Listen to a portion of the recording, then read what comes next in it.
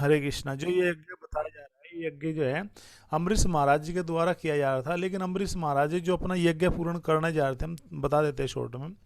तो इंद्र ने देखा कि भाई इंद्र की समस्या यही है कि जहाँ पर भी कोई भी अच्छा कुछ कार्य करेगा इंद्र जरूर पहुँच जाएगा, क्योंकि मैनेजमेंट देखो कितना आदमी की हालत ख़राब कर सकता है। ये उदाहरण मिलता है इंद्र से कि कोई चाहे कैसा भी यज्ञ करो तुरंत जाके घोड़ा चुरा लेगा। मतलब चोरों जैसी हालत है, बताइए। चोर उचक्के जैसे काम करते हैं ना, जो मवाली लोग करते हैं, वो काम सब यहाँ पद पर बने रहने के लिए किसको करना पड़ रहा है?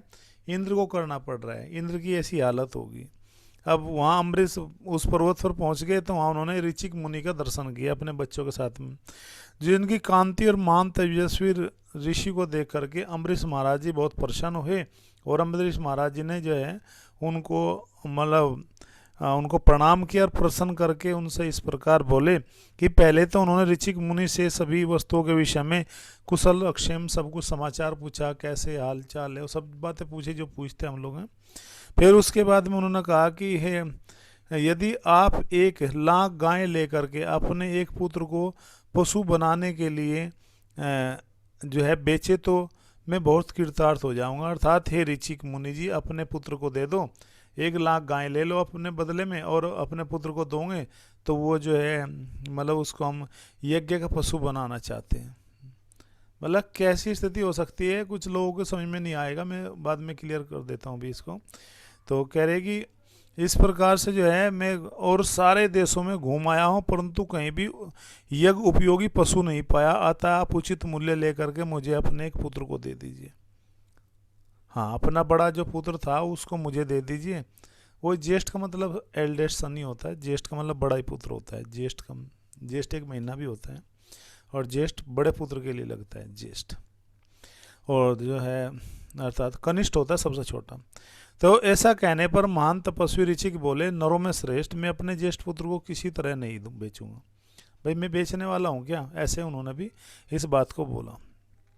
अब जब ये बातें बोली तो ये बात सुन करके उनके मन में भी जिज्ञासा आई। अम्बरीश महाराज ने भी सोचा भाई ऐसा क्यों हो रहा है। तो कहा कि हे प्रभु, भार्गव कहते हैं कि ज्येष्ठ पुत्र कदापि भी बेचने योग्य नहीं है। तुम्हें तो पता ही है ना अम्बरीश, जो है ये भरगुरु जी भी बोलते हैं कि कभी आपको मालूम होना चाहिए कि जो सबसे छोटा पुत्र सुनक है वह भी मुझे बहुत ही प्रिय है, इसलिए हे राजा मैं अपना छोटा पुत्र कदापि भी नहीं दूंगा। अर्थात ऐसी स्थिति कभी नहीं आनी चाहिए कि मैं आपको अपना छोटा या ये पुत्र दूं। और हे नरों में श्रेष्ठ, ज्येष्ठ पुत्र पिताओं को बहुत प्रिय होते हैं, छोटा पुत्र माताओं को आता है। मैं कनिष्ठ पुत्र की अवश्य रक्षा करूँगी। और श्री राम से कहते हैं जो अपने शतानंद ऋषि जी हैं, वो कहते हैं यहाँ पर आकर के, और इस प्रकार से कहने पर पुनः सुनिशोप शेप जो पुत्र था उसने शम कहा। फिर ये बात सुन करके जब उनका वार्तालाप चला था, फिर सुनिशेप शम बोला, अपने आप से बोला, और उसने कुछ बातें कही। क्या बात कही? कहा कि राजपुत्र पिता ने ज्येष्ठ पुत्र को कि माता ने कनिष्ठ पुत्र को बेचने के लिए अयोग्य बतलाया है, अतः मैं समझता हूँ कि दोनों की दृष्टि से मझला पुत्र ही बेचा जा सकता है, इसलिए तुम मुझे ही ले लो। अर्थात वहाँ पर फिर सुनिशेप ने आगे कहा कि आप मुझे ले लो और मेरे भाइयों को छोड़ दीजिए आप। अतः इसलिए महाभाऊ जो है, हे राजा रघुनंदन, ब्रह्मवादी मझले पुत्र, ऐसा कहने पर जो उन ऋषि का बीच वाला पुत्र था, ऐसा कहने पर जो है उन्होंने वे बड़े प्रसन्न हुए, और 1 करोड़ सोने की मुद्रा, मोहरों का ढेर और 1 लाख गाय के बदले उन्होंने अपने पुत्र सुनिशेप को लेकर के वे घर की ओर चल दिए। कौन? अम्बरीश महाराज जी। महान यशस्वी महर्षि अम्बरीश महाराज सुनिशेप को रथ पर बिठा करके बड़ी उतावली के साथ सिर गति से चलने लगे अपने यज्ञ के लिए। और महान यशस्वी राजा अम्बरीश सुनिशेप को लेकर के दोपहर के समय पुष्कर तीर्थ में आए। वहाँ पर वे विश्राम करने लगे। थोड़े थक गए कि चलो थोड़ा विश्राम कर लेते, मन में विचारा। श्री राम जब वे विश्राम करने लगे उस समय महान यशस्वी सुनिशेप ज्येष्ठ पुत्र जो पुष्कर में आकर के ऋषियों के साथ तपस्या करते हुए अपने मामा विश्वामित्र जी से मिले। जो विश्वामित्र जी है इनकी बहन के पुत्र है वे सुनिशेप। इनकी अर्थात वह अत्यंत आतुर और दीन हो रहा था, उसके मुख पर विषाद छा गया और भूख प्यास और परिश्रम से दीन हो मुनि की गोद में गिर पड़ा और इस प्रकार बोला। क्या कहता है कि न मेरे माता है न मेरे पिता हैं, फिर भाई बंधु कहाँ से हो सकते हैं। अर्थात मैं ऐसा आया हूँ, अतः आप ही धर्म के द्वारा मेरी रक्षा कीजिए। इस प्रकार से नरों में श्रेष्ठ आप सबके रक्षक और अभीष्ट वस्तु की प्राप्ति कराने वाले हैं। ये राजा अम्बरीश कृतार्थ हो जाएंगे, प्रसन्न हो जाएंगे, और मैं भी विकार रहित दीर्घायु प्राप्त कर पाऊंगा। सर्वोत्तम तपस्या करके सर्वलोक को मैं प्राप्त कर लूँगा। ऐसी आप कृपा कीजिए मेरे पर।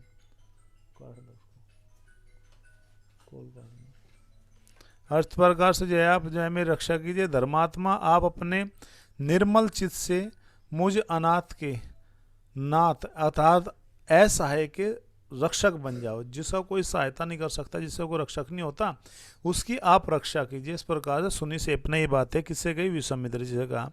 और कहा जैसे पिता अपने पुत्र की रक्षा करता है, उसी प्रकार आप मुझ पाप मूलक विपत्ति से मुझे बचाइए, मेरी रक्षा कीजिए। सुनित से यह बात सुन करके महान तपस्वी विश्वामित्र जो है ने उनसे नाना प्रकार के सांत्वना दे करके पुत्रों से इस प्रकार कहा कि देखो कि शुभ की अभिलाषा रखने वाले पिता जिस पारलौकिक हित के उद्देश्य से पुत्रों को जन्म देते हैं, उसकी पूर्ति का अब समय आ गया है। कहा कि यह बालक मुनि कुमार मुझसे अपनी रक्षा करना चाहता है, तुम लोग अपना जीवन मात्र देकर इसका प्रिय करो। तुम सब के सब पुण्यात्मा धर्मात्मा हो, अतः राजा के यज्ञ में पशु बन करके अग्निदेव की भी तृप्ति प्रदान करो। अर्थात यहाँ पर जो तो यहाँ पर जो है इस तरह से कई चीज़ें ऐसी होगी कि जो आपस में, अब सुनिसेप तो ये कह रहा है कि महाराज जो है, क्योंकि मामा जी भी लग रहे हैं विश्वामित्र जी उनके, कह रहे मेरी रक्षा करो, मेरी ऐसी स्थिति आ गई, अर्थात मुझे अब जो है यज्ञ का पशु बनाया जा रहा है। एक बोलते हैं ना बलि का बकरा, मतलब वो कहावत यहाँ पर सिद्ध हो रही है। अब विश्वामित्र जी कह रहे कि भाई ये तो पिता का कर्तव्य है पुत्र की रक्षा करना, लेकिन पिता यज्ञ उनकी रक्षा नहीं कर रहा है, तो फिर इसकी रक्षा कौन करेगा। आगे कह रहे कि इससे सुनिश्चित सनात होगा, अर्थात और ऋषि और लोगों से कह रहे भाई इसको जो है इसकी अपेक्षा कोई दूसरा जो है आप लोग प्रयास करो, ताकि ये जो है यज्ञ में इसकी न बलि दी जा सके और ये बचा रहे और राजा का यज्ञ भी बिना किसी विघ्न के पूर्ण हो जाए। ऐसा बीच का रास्ता निकालो, देवता भी तृप्त होंगे और तुम्हारे द्वारा मेरी आज्ञा का पालन भी हो सकेगा। हे ऋषियों, हे मुनियों, अब इस बात का बीच का रास्ता निकालो। विश्वामित्र मुनि का वचन सुन करके मधु, छंद आदि पुत्र अभिमान और अवहेलना पूर्वक इस प्रकार से बोले। ये सब के सब यहाँ पर बोलना चाह रहे हैं। आप अपने बहुत से पुत्रों को त्याग करके दूसरे के पुत्र की रक्षा करते हो, अर्थात उनके पुत्रों ने ही जो है इस प्रकार से उत्तर दिया अपने पिता को। मधु छंद नाम के एक पुत्र थे और उसके साथ में और भाइयों ने भी यही बात कही कि आप अपने पुत्रों को छोड़ करके दूसरे पुत्र के लिए बात कर रहे हो और जो है और रक्षा की कैसे कर सकते हैं। कहते कि जैसे पवित्र भोजन में कुत्ते का मांस पड़ जाए तो वह अग्राह्य हो जाता है, उसको ग्राह्य नहीं किया जा सकता, उसको खा नहीं जा सकता, अर्थात उसको ग्रहण नहीं करना चाहिए। इसलिए उसी प्रकार जहाँ अपने पुत्रों की रक्षा आवश्यक हो, वहाँ दूसरे के पुत्र की रक्षा के कार्य को हम अकर्तव्य की कोटि में ही रखेंगे, अर्थात जो सही कार्य होगा उसको सही मानेंगे और गलत है तो उसको गलत मानेंगे। कहीं कर्तव्य नहीं है आपका, आप भले ही बाहरी रूप से जो है हमें इन बातों को बता रहे हैं। उन पुत्रों का कथन सुन करके मुनि विश्वामित्र जी के नेत्र जो है क्रोध से लाल हो गए। इस प्रकार वे कहने लगे, मतलब उनको भी अपने पुत्रों से भी जो है दुख का सामना करना पड़ा। उनका मन बड़ा व्यथित हुआ ये सुन करके कि मेरे पुत्र ही मेरा विरोध कर रहे हैं, मैंने अपने पुत्रों को जो आज्ञा दी उस आज्ञा का पालन न करके ये मेरे पुत्र मुझे ही उल्टा ज्ञान सुना रहे हैं, मुझे ही दूसरी बातें बता रहे हैं, ये तो गलत है। और ये बातें धीरे धीरे उनके मन में जो है क्रोध को उत्पन्न करने वाली थी। तुम लोगों ने निर्भय होकर के ऐसी बात कही है जो धर्म से रहित और निंदित है, और मेरी आज्ञा का उल्लंघन करके जो यह दारुण और रोमांचकारी बात तुमने मेरे मुंह से निकली है, सॉरी मतलब मेरे मुंह से निकलवाई है, आपने निकालवाई है, तो इस अपराध के कारण तुम सब लोग भी वशिष्ठ के पुत्रों की भांति कुत्ते का मांस खाने वाली मुष्टिक आदि जातियों में जन्म लेकर के पूरे 1000 वर्ष तक जो है पृथ्वी पर भ्रमण करोगे, पृथ्वी पर भटकोगे। अर्थात इससे पहले ही जो विश्वामित्र जी है उन्होंने दोनों जो वशिष्ठ मुनि जी के जो पुत्र थे उनको भी यही श्राप दिया, और यही श्राप फिर उन्होंने अपने पुत्रों को भी दे दिया। कहा कि जिस प्रकार से विश्वामित्र जिस वशिष्ठ जी के पुत्रों को मैंने श्राप दिया है, इसी तरह से हे मेरे पुत्रों मैं तुम्हें भी यही श्राप देता हूँ। इस प्रकार अपने पुत्रों को शाप दे करके मुनिवर विश्वामित्र ने उस समय शोकार्त सुनिसेप की निर्विघ्न रक्षा करके उससे इस प्रकार कहा। क्या कहते हैं सुनिसेप से कि हे मुनि कुमार, अम्बरीश के इस यज्ञ में तुम्हें कुश आदि के पवित्र पासों में बांधकर लाल फूलों की माला तथा लाल चंदन धारण करा दिया जाए, और उस समय जब तुम विष्णु देवता संबंधी यूप के पास जाकर के वाणी द्वारा अग्नि की, इंद्र और विष्णु की स्तुति करना और इन दो दिव्य गाथाओं का गान करना, इससे तुम मनोवांछित सिद्धि प्राप्त कर लोगे। अर्थात जब तुम्हारा जो है बलि का समय आएगा, तुम्हारे जो चंदन इन सबका लेप किया जाएगा, उस समय यज्ञ में मंत्र उच्चारण कर रहे होंगे ब्राह्मण, तो उस समय तुम एक काम करना, भगवान श्री हरि विष्णु और इंद्र की जय स्तुति गाना, उनको प्रसन्न करने का प्रयास करना। और यदि तुमने वो प्रसन्न कर लिए, भगवान विष्णु और इंद्र को प्रसन्न कर लिया उस यज्ञ के में बलि के समय, तो वे तुम्हें मनवांछित फल प्रदान करेंगे। सुनिसेप ने एकाग्र चित्र करके अपना मन को इकट्ठा एक जगह संयमित करके अपने माइंड को बिल्कुल स्थिर करके उन दोनों गाथाओं को ग्रहण किया जो कहानी उन्होंने बताई, और कहा कि अम्बरीश के पास जाकर के उनसे शीघ्रतापूर्वक ये बातें कही। और क्या कहते हैं कि हे परम राजन बुद्धिमान, अब हम दोनों शीघ्र ही चले, आप यज्ञ की दीक्षा लें और यज्ञ कार्य संपन्न करें। यानी कि यज्ञ की एक दीक्षा होती है। जब यज्ञ होता था, जैसे कि किसी डिवोटी ने, भक्त ने प्रश्न पूछा था कुछ समय पहले, जब मैंने कहा था कि जो है दशरथ महाराज जी ने यज्ञ की दीक्षा ली थी, अर्थात अपनी पत्नियों को भी यज्ञ की दीक्षा दी थी। कब? जब ऋषि सरंगी जी आकर के जो है उनके राज्य में उन्होंने यज्ञ किया था शांता का विवाह करने के पश्चात। तो वो दीक्षा का मतलब क्या होता है कि कुछ नियम होते हैं कि यज्ञ होने से पहले वो नियम लेने होते हैं, उन नियमों का पालन करना होता है, तब तो उसको दीक्षा बोलते हैं। जो आध्यात्मिक दीक्षा है वो दूसरी है, गुरु वाली दीक्षा, उसमें थोड़ा कन्फ्यूजन नहीं होना चाहिए किसी को, अलग अलग है दोनों। अर्थात कुछ नियम करने ही होते हैं, जैसे कि यदि किसी का राज तिलक होने वाला हो, कोई राजा बनने वाला हो, उसके लिए सबसे पहला नियम क्या होता है कि उसको एक दिन पहले व्रत रखना चाहिए, उपवास रखना चाहिए, उसको ज़मीन के ऊपर सोना चाहिए, कुसा की घास पे सोना चाहिए, पति पत्नी को भगवान श्री हरि की कथा को सुनना चाहिए। तो बहुत सारे नियम है। ब्रह्मचर्य का पालन करना चाहिए, अन्न ग्रहण नहीं करना चाहिए, केवल जल और जो है जल से बनी हुई वस्तु को ही ग्रहण करना चाहिए। तो ये कुछ चीज़ें ऐसी है जो यज्ञ के समय क्या होती है कि हमें जो है उनको धारण करना ही होता है। क्यों धारण करना होता है? क्योंकि वे सब वस्तुएं हमें यहाँ पर बताएगी कि हम उस यज्ञ को कितने नियम पूर्वक पालन करना चाह रहे हैं। इस प्रकार से कहते हैं कि ऋषि कुमार का यह वचन सुनकर राजा अम्बरीश आलस्य छोड़ करके हर्ष से प्रफुल्लित हो गए और शीघ्रतापूर्वक यज्ञशाला में चले गए।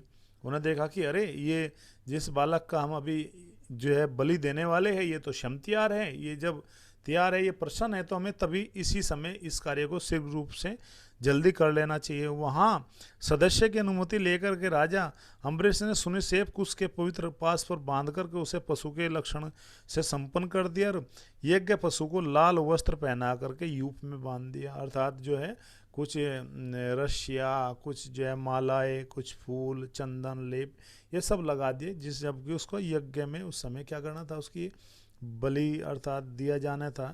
तो उसको पशु जैसे पशु चार पैर होते हैं, उसी स्थिति में वो अगले दोनों हाथ रख के जमीन पर वो इस तरह से उस मुद्रा में आ गया। और बंधे मुनिपुत्र सुनिसेप ने उत्तम वाणी के द्वारा इंद्र और उपेंद्र, ध्यान सुनने की बात है यहाँ पर, इंद्र देवता और उपेंद्र, उपेंद्र कौन है? भगवान श्री हरि विष्णु, इन दोनों देवताओं का यथावत स्तुति की और उस रहस्य भूत स्तुति से संतुष्ट होकर के नेत्रधारी इंद्र बड़े प्रसन्न हुए और उस समय उन्होंने सुनिसेप को दीर्घायु प्रदान कर दी।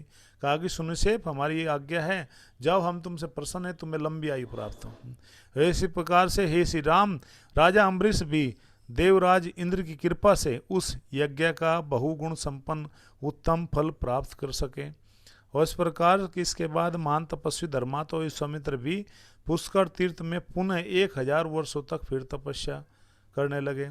अर्थात इस प्रकार से जब 1000 वर्ष पूर्व, यहाँ पर जो है ये बात क्लियर हो गई है कि सुनिशेप के जीवन की रक्षा हो चुकी है, क्योंकि भगवान श्री हरि और विष्णु इंद्र दोनों प्रसन्न हो गए और उन्होंने उनको जो मुक्त कर दिया। कहा कि हम तुम्हारी कृतज्ञता है, तुम्हारे प्रार्थना से बहुत प्रसन्न है, अर्थात तुम्हारी अब बलि नहीं दी जाएगी। और एक तरह से कह सकते हैं कि अम्बरीश महाराज जो संपूर्ण पृथ्वी के सम्राट थे, उनका भी यज्ञ संपूर्ण हो गया।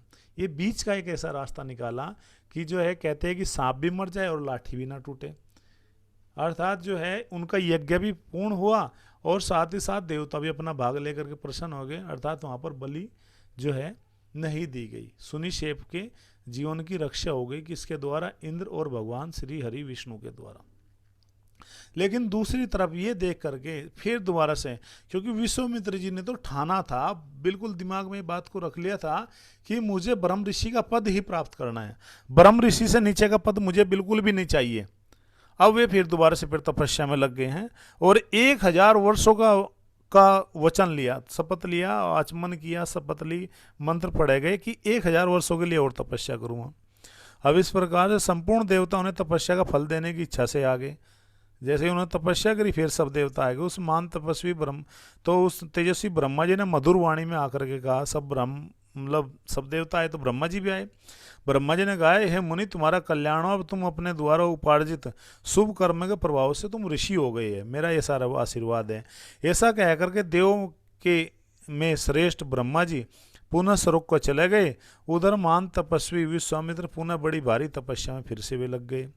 अर्थात उसके बाद बहुत समय व्यतीत होने पर जब वे लगे रहे, क्योंकि ब्रह्मा जी ने उनको ऋषि का तो पद दिया, यहाँ पर नोट करने वाली बात है।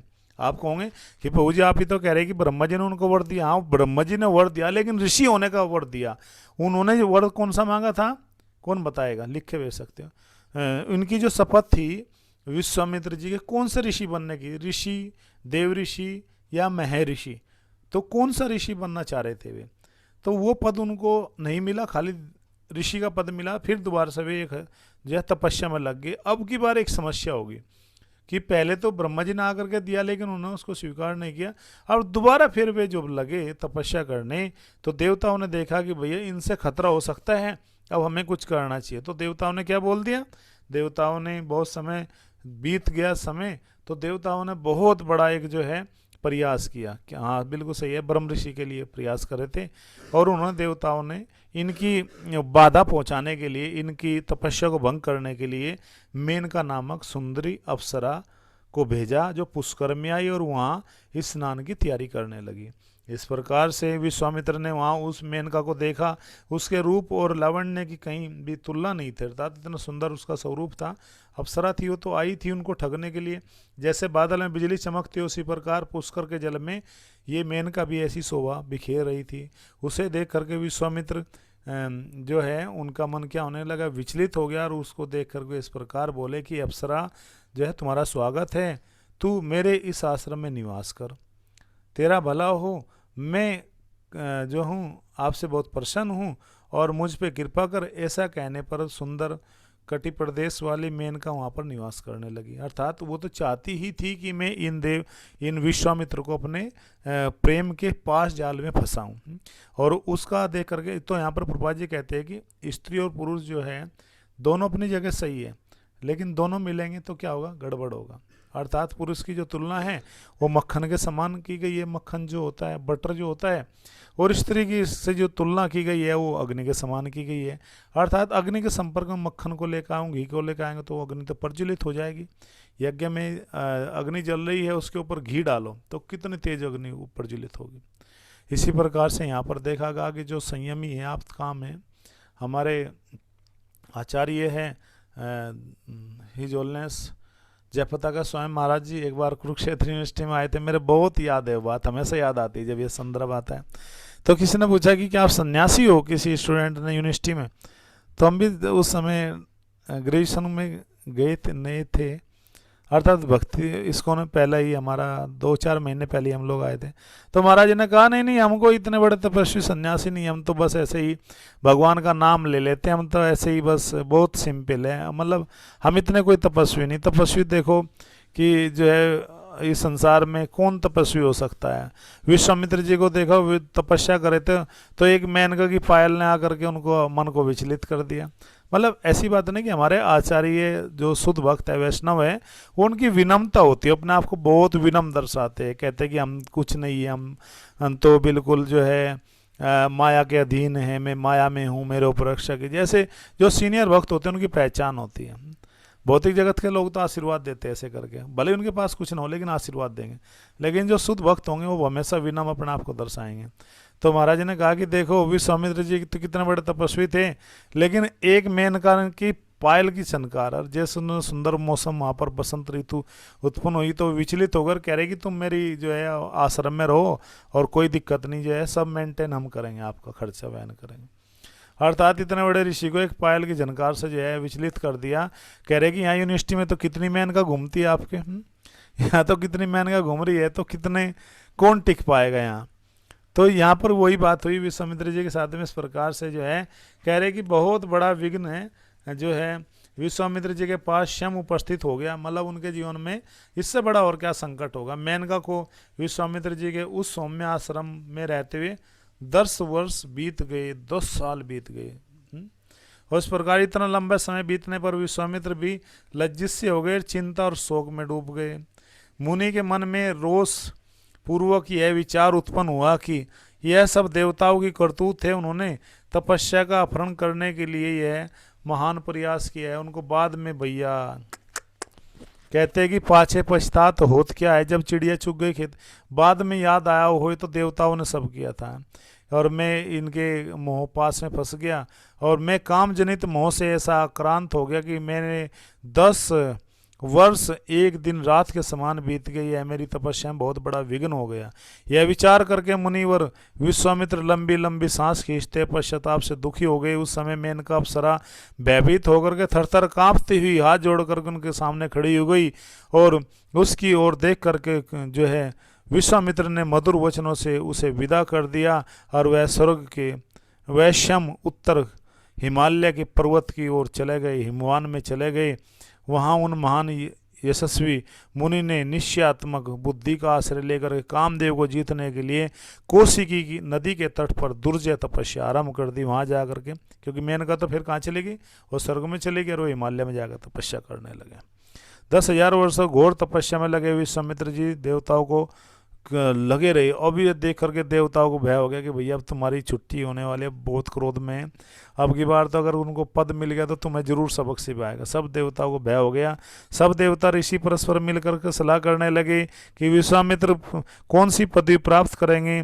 और यह बात सुनकर के ब्रह्मा जी तपोधन विश्वामित्र जी के पास जाकर मधुरवाणी में बोले, हे महर्षि तुम्हारा कल्याण और स्वागत है, मैं तुम्हारी तपस्या संतुष्ट, मैं तुम्हें महत्व ऋषियों में सर्वश्रेष्ठ पद प्रदान करता हूँ। ब्रह्मा जी का वध सुनकर, ये वचन सुनकर के तपोधन विश्वामित्र जी हाथ जोड़कर प्रणाम करके बोले, हे भगवान, यदि आप मेरे द्वारा उपार्जित शुभ कर्मों के फल से मुझे आप ब्रह्म ऋषि का अनुपम प्रदान पद को प्रदान कर सके तो मैं अपने आपको जितेंद्रिय समझूंगा। बताइए, जितेंद्रिय की बात आ गई फिर दोबारा से। उन्होंने कहा कि हे मुनि श्रेष्ठ, अभी तुम जितेंद्र नहीं लगे हुए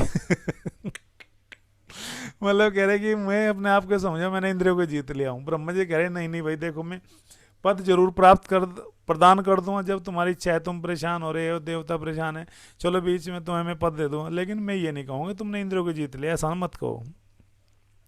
अर्थात इस प्रकार से जो है जितेंद्र ने ये इसके लिए प्रयत्न करो, ऐसा कहकर वे सर्वलोक को चले गए। देवताओं के चले जाने पश्चात महामुनि जो है विश्वामित्र फिर पुनः घोर तपस्या आरंभ कर दी। दोनों भुजाएं ऊपर उठाए बिना किसी आधार के केवल वायु पी करके ही वे तप में संलग्न हो गए। गर्मी के दिनों में पंच अग्नि का सेवन करते, ऋतु काल में खुले आकाश में नीचे रहते, जाड़े के समय रात दिन पानी में खड़े रहते। इस प्रकार तपोधन ने 1000 वर्षों तक तपस्या की। महामुनि विश्वामित्र इस प्रकार तपस्या करते देवता और इंद्र के मन में बड़ा संताप हुआ। समस्त मरुद गणों सहित इंद्र ने उस समय रंभा अप्सरा से यह बात कही जो अपने हित के लिए और विश्वामित्र के लिए अहित कर थी कि अब तुम जाइयो विश्वामित्र, का रंभा को श्राप देकर पुनः घोर तपस्या में दीक्षा लेना। ये कल हम जानेंगे। हरे कृष्ण। अर्थात इंद्र अभी भी प्रयास कर रहा है, इंद्र को कितना बड़ा भय है, और इधर जो है विश्वामित्र जी कितना बड़ा प्रयास कर रहे हैं कि सब मेरी इच्छा की पूर्ति हो जाए। ये सब जानने के लिए कल रंभा को कैसे श्राप दे रहे, रंभा भी आकर के तपस्या भंग करना चाहेगी तो विश्वामित्र कैसे क्रोधित होंगे, जानिए। हरे कृष्ण।